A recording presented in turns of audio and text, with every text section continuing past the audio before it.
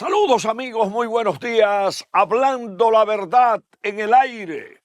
Cobertura mundial a través de Su Mundo TV con 2 satélites en el mundo llevando esta señal donde tenemos millones de televidentes cuyas estadísticas los revelan aquí en Su Mundo TV.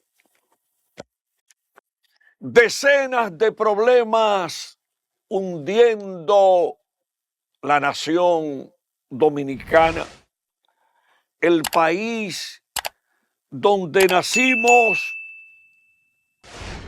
crecimos y seguimos el trayecto de la vida con el firme interés de que se corrijan los problemas que hunden la nación. ¿Cómo es posible tanta violencia en las calles? Heridos, muertos, armas de fuego utilizadas por personas agresivas, heridos de disparos y con armas blancas, con machetes, bandas delincuenciales asaltando las dunas de Baní, abusos policiales en las calles, muertos extrajudiciales, una joven herida en Navarrete en un operativo policial, otra joven herida en Santo Domingo Norte, turbas de motoristas en diferentes puntos del país, incluyendo otro ataque en el kilómetro 17 de la autopista Duarte. Miles de motoristas sinvergüenzas y charlatanes, irresponsables, calibrando motores en diferentes puntos del país. Motoristas irresponsables manejando temerariamente en la 6 de noviembre en las circunvalaciones y nadie hace nada. Un país en el cual persisten los intentos de contrabandos, de televisores, de cigarrillos, los narcos queriendo meter drogas por las costas de Baní, por Pedernales, y ahora quieren agregar a Cabrera en el maldito negocio de las drogas. Pero el país tiene tantos problemas que hasta un agricultor mató a una persona que robaba en su finca, y desde Baní y muchísimos lugares, reportes de robos de productos agrícolas cuya delincuencia le aumenta el costo de seguridad a dueños de fincas que se deciden por la producción de alimentos. Pero un país donde crece la deserción escolar de adolescentes y donde el pueblo percibe que hay resistencia a la evaluación de los maestros, en un país en el cual diariamente se invierten más de 1.600 millones de pesos diarios para mejorar la educación no avanza. En un país donde tengo un amigo que quiero mucho desde los tiempos guardianos, que me dice que cómo es posible que farandulicen las ferias del libro y no lleven los autores nacionales a proyectar sus libros, a vender sus libros por la falta de un pequeño subsidio para que el pueblo lea. Un país en el cual los barrios carenciados amanecen hoy, los barrios carenciados del Gran Santo Domingo, advirtiendo las precariedades en los servicios que perjudican a nuestra gente. Pero miren, aparece una noticia positiva. Edesur poniendo en servicio una subestación eléctrica en Santo Domingo que va a beneficiar a Santo Domingo, el Distrito Nacional, Santo Domingo Oeste.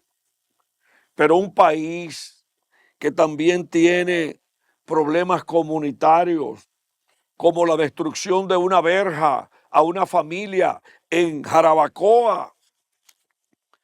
Un país atento a la turba que le quitó la vida al chofer en Santiago de los Caballeros, y un país que recibe la mala noticia de un punto de distribución de drogas en Cabrera, una de las cunas exitosas del turismo dominicano.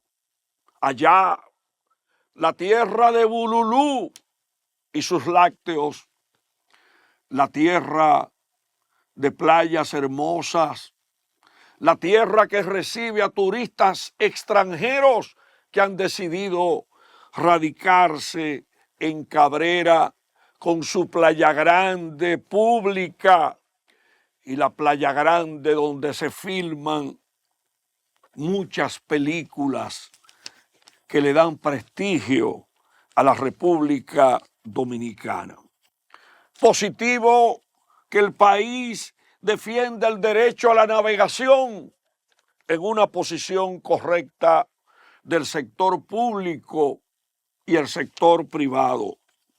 Un país que amanece con la condena a 30 años a un coronel por el tráfico de cocaína y acusado y condenado por pertenecer a una red internacional de drogas en el 2015. Y ahí quiero hacer una pregunta. Si acaban de decomisar 1.6 toneladas de cocaína hace apenas 3, 4 días en Baní, ¿y dónde es que están los peces gordos de las toneladas de drogas que incautan frecuentemente en el país? Rápidamente, el calor amenazando a millones de personas. Aquí comienza el calor ya a azotar en el país.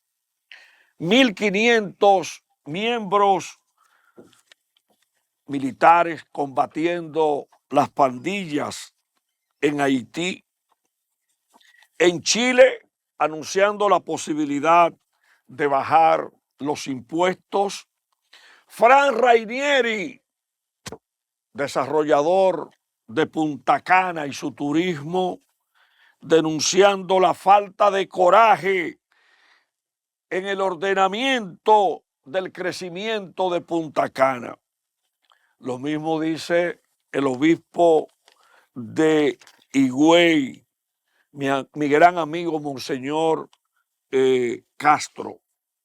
Ligia Bonetti, también gran amiga mía, es presidenta de la IRD y presidenta del poderoso grupo Sociedad Industrial Dominicana, abordando hoy la necesidad de reformas que necesita el país y que beneficien las acciones de la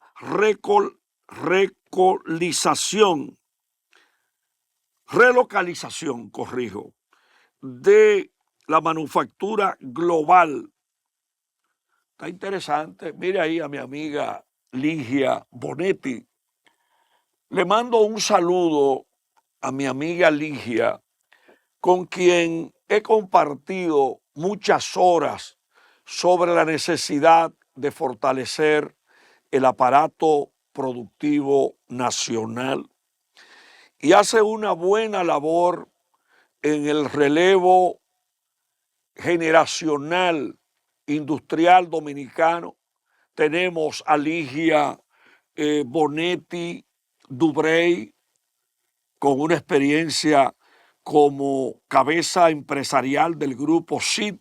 Tenemos a Manuel Corripio, el hijo de don José Luis Corripio Estrada, en el relevo empresarial. Tenemos a su hermano José Alfredo. Esa familia Corripio tiene una vocación de trabajo. Sus hijas también están en los consejos de administración. Hay una en el consejo de administración de Listín Diario, y es una familia muy unida, la familia Corripio. Pero también el relevo está con Pedro Brache, con los hermanos Brache, Julio Virgilio Brache, Braulio Brache. Está también con Lina García, la hija de Félix García, el presidente del grupo Linda. Ya Linda García es la presidenta ejecutiva del grupo Linda en Santiago.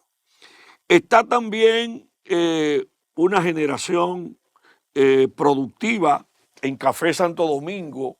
Está Pozo Pereyó, y vemos una nueva generación. Vemos el hijo de Fran Rainieri como líder, presidente ejecutivo líder del grupo Punta Cana. Vemos también una renovación de liderazgo en el Central Romana, con nuevos jóvenes a nivel empresarial. Finalmente, una bomba en este día. La calificadora de riesgo FIT acaba de desmejorar la perspectiva de República Dominicana de positiva a estable, y cita los obstáculos que enfrenta la economía nacional para crecer. Pero miren, hay dos datos. El Banco Central dice que la economía ha crecido en lo que va de año por encima de 3.5, y un dato revelador importante: en el 2025, esto es una información oficial, se constituyeron en República Dominicana 8.721 nuevas empresas en Santo Domingo. Y yo quiero hacer una pregunta. Y si han creado más de 8.000 empresas, ¿para qué una reforma fiscal en el país? Si también tenemos más de 40.000 bancas ilegales, tenemos una actividad de 800.000 que se están robando la energía eléctrica. Y aquí lo que falta es gobernar con energía el país, además evitando la violencia pública y privada en las calles. No queremos turbas, no queremos bandas de delincuentes, no queremos bandas que atenten contra las dunas de Baní, la propiedad privada, pero tampoco queremos corruptos en el país que quieran enriquecerse con el sudor de los dominicanos. En un momentito, Roque Zavala Lorenzo va a hablar inicialmente como periodista, historiador, abogado, investigador. Va a hablar un poquito sobre la violencia en las calles y además los aportes del sur de la República a la independencia nacional.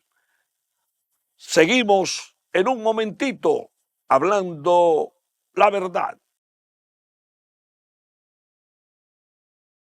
Bien, amigos y amigas de Hablando la Verdad, en programas sucesivos vamos a analizar, antes de pasar con Roque Zavala, otras figuras del nuevo liderazgo económico dominicano, pero será en programas sucesivos. Zavala, Roque Zavala Lorenzo, compañero de pupitre allá en la UAS, compañero de temas históricos, amante del derecho civil y también seguidor de los cambios en la comunicación con las nuevas tecnologías. Zavala, ¿qué te parece la violencia en las calles combinado con la deserción escolar? Buenos días, Alex. Buenos días al público que te sigue aquí, que yo sé que tú tienes mucha gente que te ve diariamente y sé la posición privilegiada que tiene el canal 101. Su mundo, que tiene muchísimos canales. Su Mundo TV. Eso hay que decirlo que es uno de los canales que más se ve en la República Dominicana. Mira, nos están viendo en Asia ahora mismo y en Ahora Estados mismo. Unidos y en el mundo entero. Exactamente. Mira, Alex, hay que alabar la actitud y el compromiso que el presidente ha asumido en cambiar la Policía Nacional. Eso es positivo. Pero tú no puedes aceptar así que en una reunión familiar llegue la policía y de que no es una fiesta sino una reunión de familia tirando tiros. Y hoy podemos decir que una joven en Villamella, herida por una patrulla de la policía al introducirse en una reunión familiar, está entre la vida y la muerte. Pero esos hechos se repiten cada día, porque también cuando van... En Navarrete también hay un caso. Cuando van persiguiendo un delincuente, se ponen a tirar tiros así, matan gente y de que daños colaterales. Pero un presunto delincuente. Por un presunto, porque ellos no tienen, bueno, un presunto delincuente. Debe determinarlo un tribunal. Pero ellos no pueden estar tirándole, matando a la gente así. Y ahora yo te voy a decir esto a ti. Te voy a pedir un minuto para tener una conversación con el señor presidente. Le reitero, señor presidente, que puedo dar testimonio de su preocupación por el problema de la policía. Pero esta conversación no quiero que nadie más la sepa. Lo primero es, una policía ejemplar, usted tiene que agregar a su agenda 2 puntos que yo le voy a dar.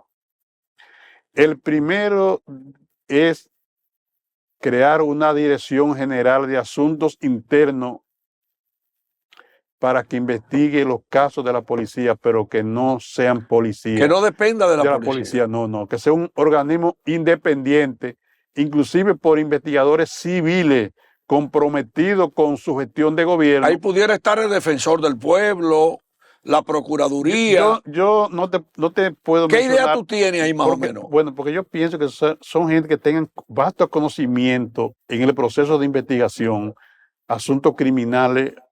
¿Para qué?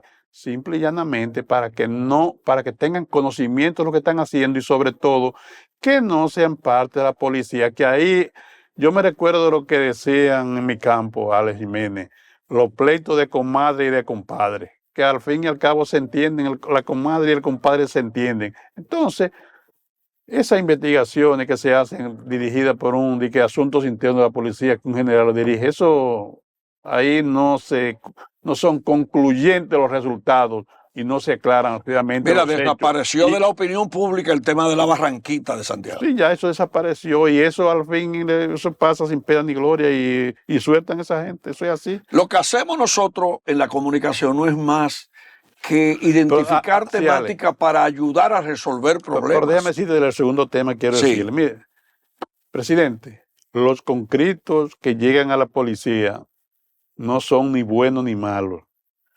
Lo que son lo aprenden ahí.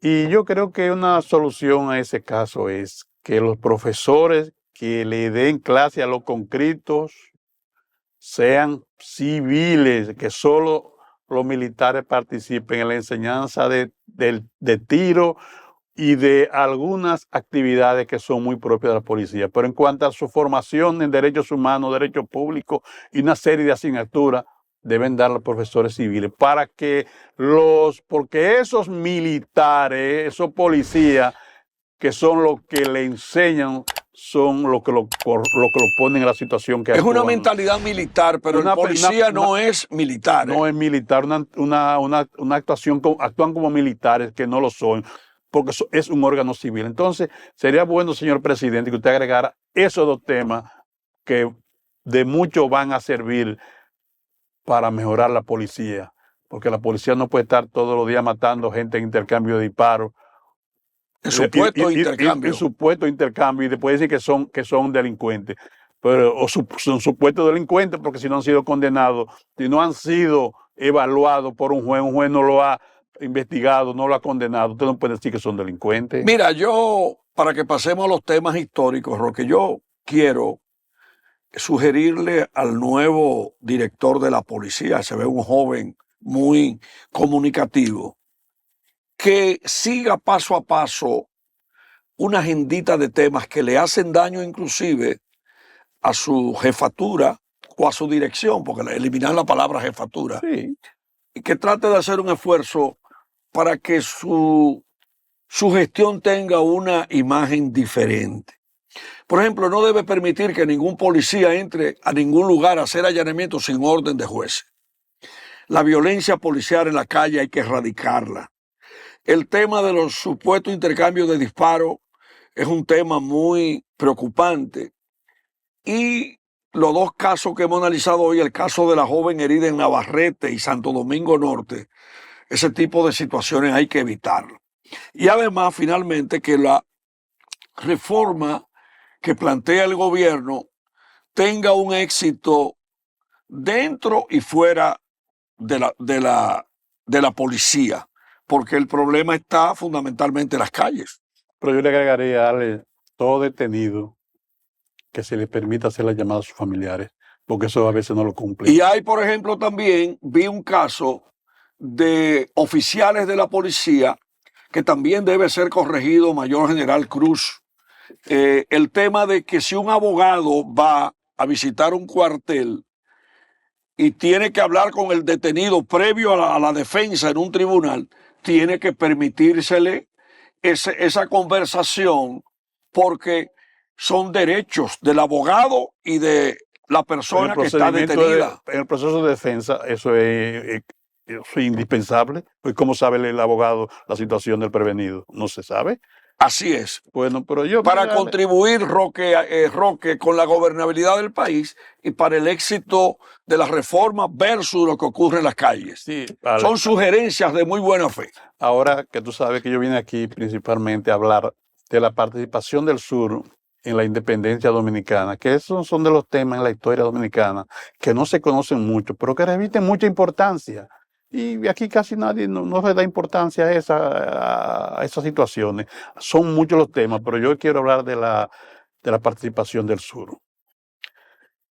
La independencia de la República Dominicana se proclama el 27 de febrero de 1844 y durante 4 campañas los dominicanos deben defender el 27 de febrero su independencia en 4 campañas. La primera durante el año 1844, que ahí ocurren 4 batallas. La primera el 19 de marzo en Azua, la segunda el 30 de marzo en Santiago y las otras 2 el Memiso y Puerto Tortuguero en el sur. O sea, de esas 4 campañas... No, pero hay una que se dio en Baní también. No, pero esa va, pero ahora aguántate, Okay. Vamos por parte. Después, en la segunda campaña, se libran 3 batallas: Catimán, Estrelleta y Beler. Solo la de Beler, Beler es en Dajabón. En Dajabón, se libra en el Cibao y las otras 2 en el sur. La tercera campaña solo se libran 2 batallas: el Número y las Carreras. Las carreras. La carrera fue la que te mencioné de Baní. Sí, exactamente. Esa fue en 1849. Fueron las 2 en el sur. O sea, 5 años después de la independencia. 5 años después de la independencia. Y la última campaña, la cuarta campaña, que ahí se libran batalla, la de Cambronal, la de Santomé, la de Sabana Larga. La de Cambronal y Santomé también fueron el Sabana Larga, Dajabón. Dajabón. Entonces, ahí concluimos que solamente 3 batallas, 4 batallas se ocurrieron en el Cibao y las otras en la región En el sur. Cibao, 30 de marzo, Beler, Sabana Y Larga. Sabana Larga. ¿Y sí. cuál otra más? Esas 3 nada más, esas 3 nada más. Porque en 1849 el número y la de la carrera fueron en el sur, las dos. Entonces, la región sur sufrió en carne viva su gente, no solo los abusos y los maltratos que le causaron las tropas haitianas, también su estructura productiva en todas estas incursiones eran destruidas completamente. Y no necesariamente que esa sea la parte más importante en cuanto que el sur sea la región más deprimida, porque también tiene situaciones en su relieve que no favorecen la producción y la productividad como en el Cibao. Eso hay que tenerlo muy en cuenta. Pero tampoco el Cibao sufrió la incursión de los invasores, porque inclusive la batalla del 30 de marzo, esa fue una batalla que hay que con poca importancia, porque allí la violencia... Ahí yo diciendo de usted, señor Zavala, porque ese trayecto de la batalla del 30 de marzo, eso tiene demasiado elemento desde Dajabón hasta Santiago, porque eso pasó por Santiago Rodríguez, por Valverde, por la zona zona de San José de las Matas. Usted tiene que mencionar ahí la hidalguía del general que nació en Francia, José María Imbert. Ahí hay que mencionar al general Fernando Valerio. Ahí hay que mencionar a muchísima gente. Sí, pero ahí hay en la retirada, Ale, porque las atrocidades que cometió el ejército haitiano en las 4 campañas fueron durante su retirada. Ahí es que se cometen atrocidades. Y en la del 30 de marzo sucede que al destituir a Charles Herard de la presidencia, Pierrot sabía que se iba a producir una lucha interna entre el liderazgo militar por la presidencia. Y cuando él se entera, cuando José María Imbert le dé la carta, que nunca ha podido saberse con exactitud la procedencia de la carta, aunque dicen que sí, que fue una carta que le envió el representante diplomático de Francia al ministro de Relaciones Exteriores de Francia, diciéndole que posiblemente el presidente Charles Herard había fallecido en Asua.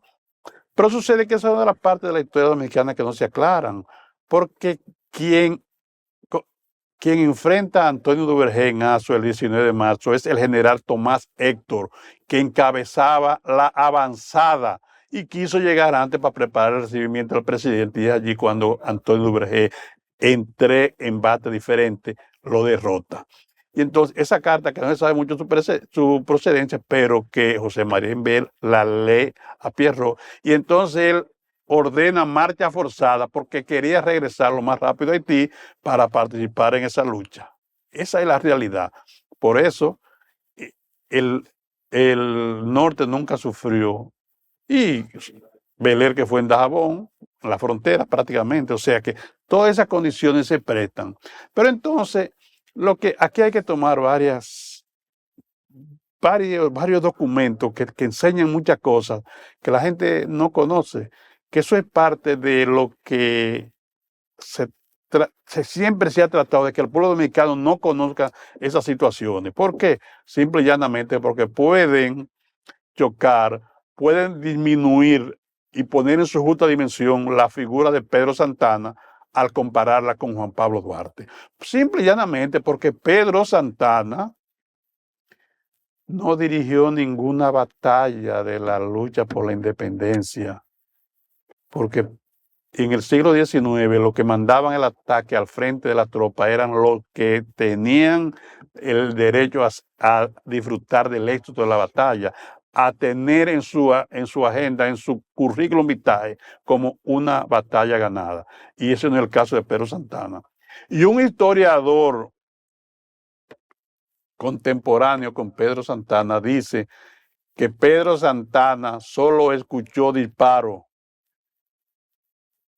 en la batalla del 19 de marzo y en la batalla de la Carrera. Porque hay una situación que Santana nunca quiso estar cerca de donde se tiraba, y al extremo de que el informe que él ofrece de la batalla del Memiso, óyeme, una pena que estando a poca lego de ahí ocurre una batalla y los dominicanos salen triunfantes. Triunfan en esa batalla y él no conocía esos hechos, porque ni siquiera un servicio de inteligencia tenía. Hubo alguien que venirse a decir, como también alguien tuvo que decirle que Charles Herá se había retirado de Azua, porque ya Charles Herá, al ser derrocado en Haití, no podía regresar a Haití ni tampoco seguir para Santo Domingo, porque la logística, el habituallamiento había sido cortado con la derrota en Puerto Tortuguero. Esas son de las cosas, pero otros que hablan, aquí hay gente que se atreve a decir tampoco, también como que Juan Pablo Duarte no fue un hombre de acción, un hombre de batalla. Pero Duarte estuvo en Baní. Pero antes de eso te quiero decir esto también, no solo en Baní. En momentos estelares. 3 veces intentó convencer a Santana para que atacaran a los haitianos en Azua. Y Santana no quiso comandar a las tropas para atacar a los haitianos. ¿Por qué?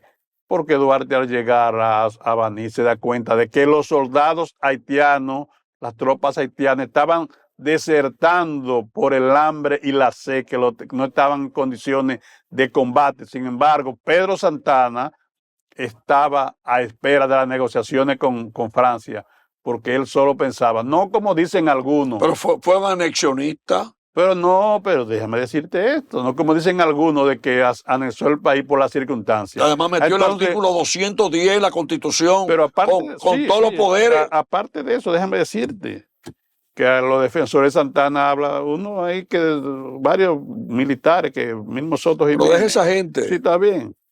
Óyeme, hablando de que la anexión fue por las circunstancias. Entonces yo voy a hablar de las circunstancias de Duarte cuando llega en 1832, que cuando empieza a hablar de independencia, un pueblo ya que estaba adocenado, 10 años de dominación haitiana, y tú sabes, a mucha gente se apretó. Pero lo del grito de Capotillo, ¿tuvieron que enfrentar esas circunstancias? Sí, pero déjame que vamos a primero esta parte, que después te voy a decir la otra parte de Duarte allá, mira.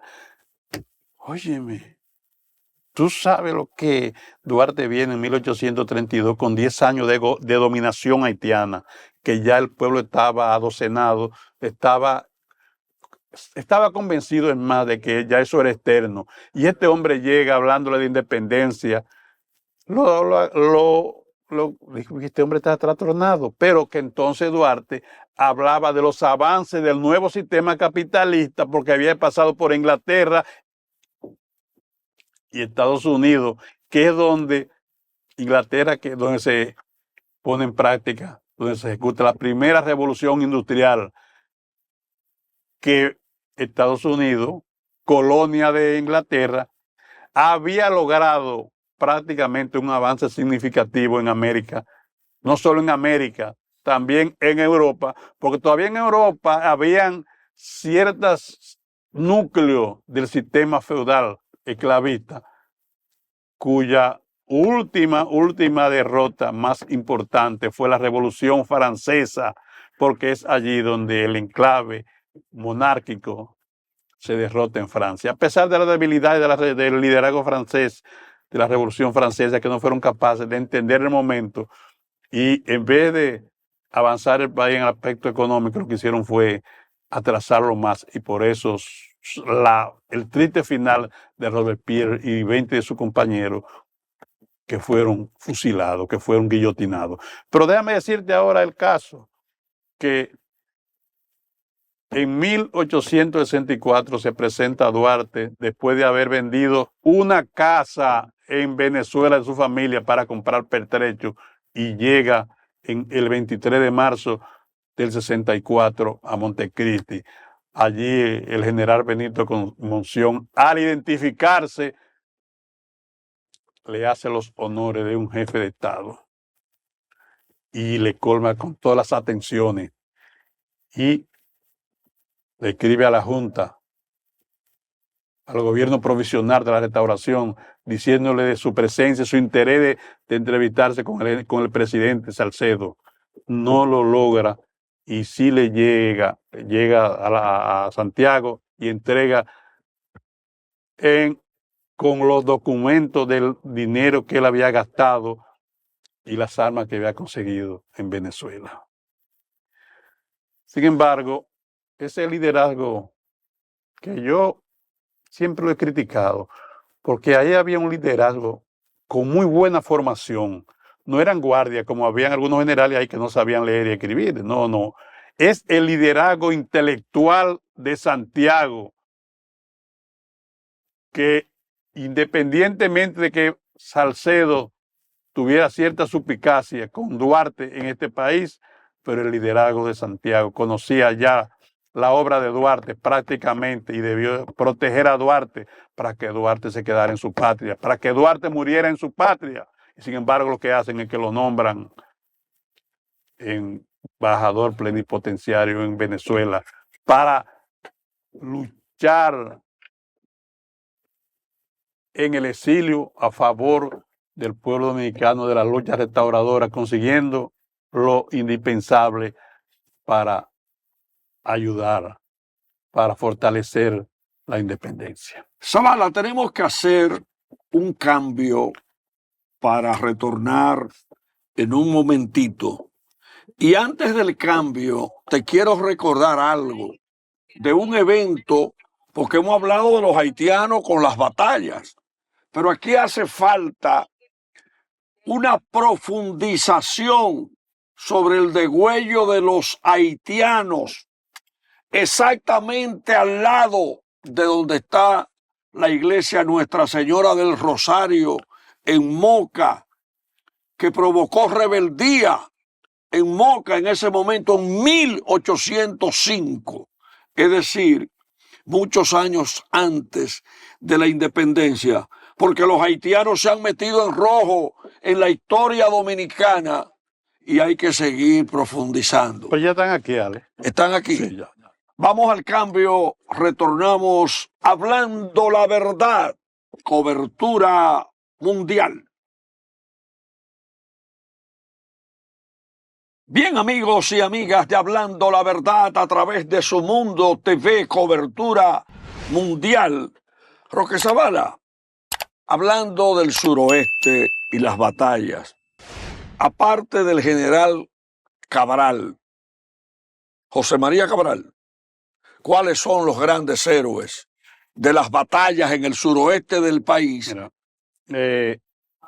el héroe que hay que resaltar y que debió recibir mucho más mérito por la lucha por la independencia es el general Antonio Duvergé,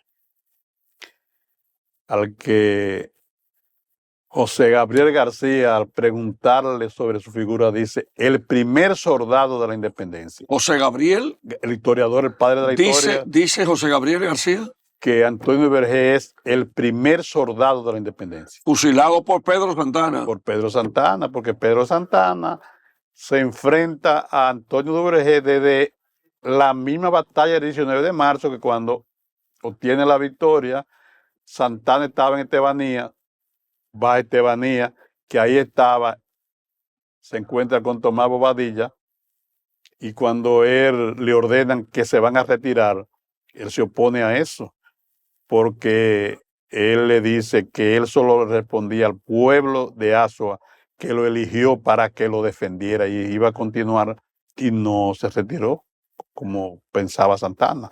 Entonces Santana ahí más o menos empieza a ver que no era el hombre que él podía tenerlo como un incondicional, y entonces cuando va lo acusa en el 49 por de que abandonar la tropa cuando derrotan el número a los haitianos con ayuda del relieve de las rocas que le lanzó a la por el Ricadero le lanzaba a las tropas haitianas, porque carecía de las armas, del armamento, de las municiones, carecía de eso. Entonces, así hay una carta que lo dice también, que le había enviado una carta diciendo, no tenemos municiones, necesitamos habituallamiento. Y entonces, cuando él no se presta para los primeros de la 19 de marzo, entonces en el 49 lo lleva a un tribunal a los tribunales por de que abandonar la tropa. Hay un personaje también, el coronel Vicente Noble. Vicente Noble es parte del Estado Mayor de Antonio Duvergé, Vicente Noble, el coronel Martínez.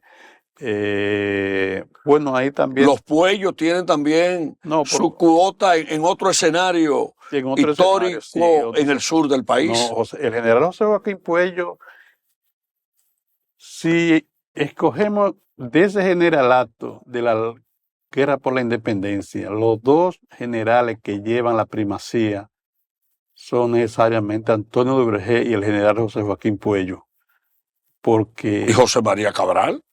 José María Cabral, sí, pero José María Cabral, su actitud con Sánchez le enturbia un poquito, porque parece todo hace indicar que José María Cabral, en el año 1961, cuando vino con Sánchez, estaba bajo las órdenes de Báez. 1861. Sí, cuando anexan el país, que a finales de mayo y de junio, Sánchez entra por Haití a frente de numerosas tropas y solamente se apoderan, solamente ocupan Vallejuelo, el Cercado y las Matas de Farfán, prácticamente sin tirar un tiro, con bastante facilidad. Y entonces, cuando en 2 o 3 oportunidades Sánchez le ordena atacar a San Juan, porque él iba a atacar por la retaguardia y él iba a atacar de frente. Entonces, siempre pospone el ataque hasta que finalmente la presión que hace España al presidente Fabre Gefrard, al presidente haitiano, que era quien había apoyado el proyecto de Sánchez, entonces cuando le retira el apoyo, Cabral lo que piensa en salvarse él, y como le prometen sacarlo del país, entonces coge para la frontera y Sánchez ya poco con la tristeza en el semblante porque había fracasado ya, porque Pedro Alejandrino Pina se lo informa de primera mano la actitud de Cabral. Y entonces en 2 o 3 días que duran en el cercado, ahí se orquesta la traición, la emboscada que el general Santiago de Oleo y su sobrino, que dicen en un epítome que le escribió Américo Lugo a Juan Francisco Sánchez, el hijo de Francisco Rosario Sánchez, le dice que el general Antonio Abad Alfao participó en la emboscada. Y yo creo que algo hay ahí que nunca se supo la verdad, porque un pueblo que vive en pobreza y extrema pobreza va a tener la capacidad y el armamento suficiente para organizar tropas que enfrentaran a un grupo que había llegado, prácticamente tenía todas sus municiones, todo su habituallamiento, y entonces, pero esas son de las cosas de la historia que no se aclaran mucho, como no se aclaran la actitud de Santana en su proyecto de anexión, que desde el mismo 17 de marzo del 44, cuando la carta que le envía a Bobadilla diciéndole que tenía que retomar las negociaciones con Francia como única forma de derrotar a los haitianos, porque solo si se incorporaban las tropas que tenía Francia en una escuadra podían derrotar a los haitianos. Esa es la verdad, y sin embargo, todas las gestiones de Santana y Tomás Bobadilla estaban acorde con anexar el país a una potencia extranjera. Bueno, Y en el mismo manifiesto del 16 de enero hay un párrafo donde ellos aducen que si no lograban los recursos necesarios en el país para derrotar, podían solicitar la protección de una potencia extranjera. Eso lo dice el mismo manifiesto, que es un manifiesto que usted lo lee. Una persona que no conozca nada de la historia de las Antillas, de la historia del pueblo dominicano, si usted lee ese manifiesto, usted no sabe lo que hicieron los haitianos aquí. Entonces, usted lo único que puede, ahora usted quiere saber lo que hicieron los haitianos, entonces lea el editorial que se publicó el 27 de febrero del año 1856. Ahí usted va a conocer lo que fue la ocupación haitiana. Zavala, muchas gracias. Seguiremos en programas sucesivos analizando todos estos temas. Mientras tanto, para despedir Hablando la Verdad, en este día, homenaje a los que utilizaron las piedras allá en Azua para enfrentar a los invasores haitianos. Gracias, Zavala. Y mañana será otro día Hablando la Verdad desde Su Mundo TV, desde la República Dominicana para el globo terráqueo.